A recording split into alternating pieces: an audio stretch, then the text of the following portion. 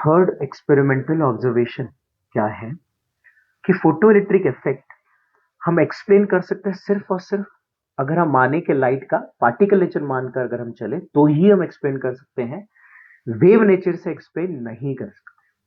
कैसे, है ना, इसको समझते हैं। सपोज मान लीजिए कि अपन मान ले कि लाइट का वेव नेचर है और हम फोटोइलेक्ट्रिक इफेक्ट को देख रहे हैं, ठीक है।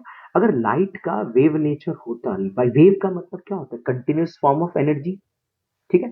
मान लो कि हमारे पास एक मेटल सरफेस है, ठीक है, जिसका वर्क फंक्शन हमने पढ़ा, मिनिमम एनर्जी उसको जरूरत है ताकि इलेक्ट्रॉन का इजेक्शन हो पाए। मान लीजिए हमारे पास एक मेटल है, मेटल सरफेस है जिसका वर्क फंक्शन है 2 इलेक्ट्रॉन वोल्ट, ठीक है।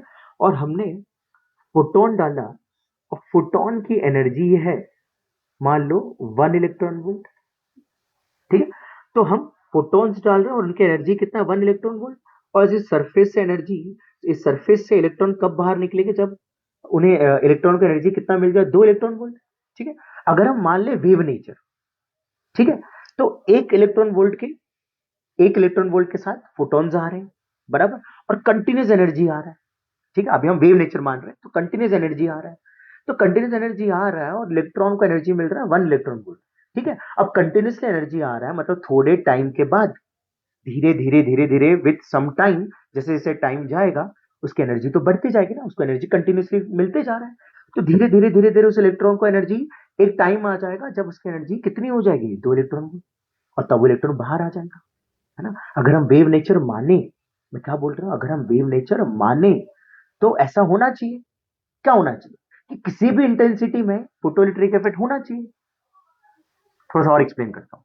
मान लो कि कोई मेटल सरफेस है, उसका वर्क फंक्शन है 4 इलेक्ट्रॉन वोल्ट, और हमने हमने हम जो एनर्जी, हम जो लाइट भेज रहे हैं ना, उसकी एनर्जी है 1 इलेक्ट्रॉन वोल्ट, ठीक है, बराबर है। जो इलेक्ट्रोमैग्नेटिक रेडिएशन हम भेज रहे हैं उसकी एनर्जी कितनी है, 1 इलेक्ट्रॉन, है ना।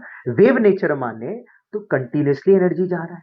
वेव क्या होता है, कंटिन्यूस फॉर्म ऑफ एनर्जी, मतलब एनर्जी ट्रांसफर हो रहा है, ठीक है। तो धीरे धीरे उस इलेक्ट्रॉन को थोड़े टाइम के बाद, पहले उसको 1 इलेक्ट्रॉन वोल्ट मिला, ऐसे कंटिन्यूस को मिलते जा रहा है, मिलते जा रहा है, मिलते जा रहा है, बराबर है। थोड़े टाइम के बाद उसकी एनर्जी कितनी हो जाएगी, 4 हो जाएगी ना, बराबर। और फिर तब क्या होना चाहिए, फोटोइलेक्ट्रिक इफेक्ट चालू होना चाहिए। हमने क्या देखा, ऐसा तो नहीं होता, है ना। इंटेंसिटी पर डिपेंड करता ही नहीं। कितना भी, मतलब मान लो कि जैसे इस केस में, इस वाले केस में, है ना, एनर्जी 1 इलेक्ट्रॉन वोल्ट है और वर्क फंक्शन है 2 इलेक्ट्रॉन वोल्ट, हम कितना भी इंटेंसिटी बढ़ाएं, कितना भी इंटेंसिटी बढ़ाएं, फोटो इलेक्ट्रिक इफेक्ट नहीं होता है, समझा। वेव नेचर माना तो किसी भी इंटेंसिटी पे होना चाहिए फोटो, बट ऐसा नहीं होता, बराबर, समझ में आया। अच्छा, और एक चीज जैसे हमने अभी डिस्कस किया कि थोड़े टाइम के बाद there could have been time lag for ejection, थोड़े टाइम के बाद क्या होना चाहिए कि इजेक्शन चालू होना चाहिए, बट ऐसा नहीं होता।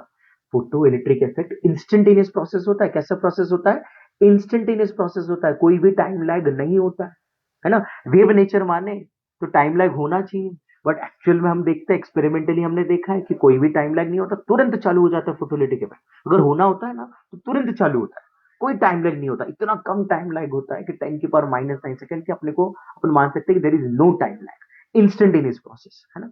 तो वेव नेचर मानते हैं तो टाइम लैग होता, वो टाइम लैग नहीं है, बराबर।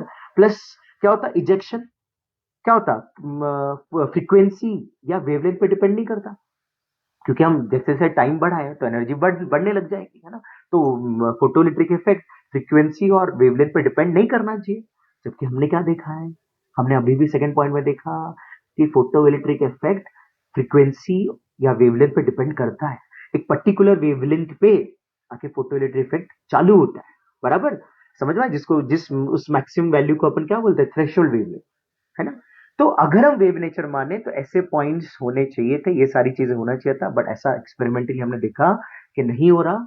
मतलब फोटो इलेक्ट्रिक इफेक्ट को हम एक्सप्लेन कर सकते हैं by using only particle nature of light. तो ये जो भी ये जो मतलब ये सारी चीजें क्लासिकल फिजिक्स के हिसाब से चीजें आ रही थी, बट क्लासिकल फिजिक्स के हिसाब से जो एक्सपेरिमेंटल ऑब्जर्वेशन है वो मैच नहीं कर रहे थे। ये सारी चीजों को अल्बर्ट आइंस्टाइन ने एक्सप्लेन किया था by using particle nature light. उन्होंने माना कि light as a particle nature, तो लाइट से कंटिन्यूसली फोटोन्स आ रहे हैं, है ना, पैकेट्स ऑफ एनर्जी, जिसको उन्होंने बोला क्वांटा, है ना।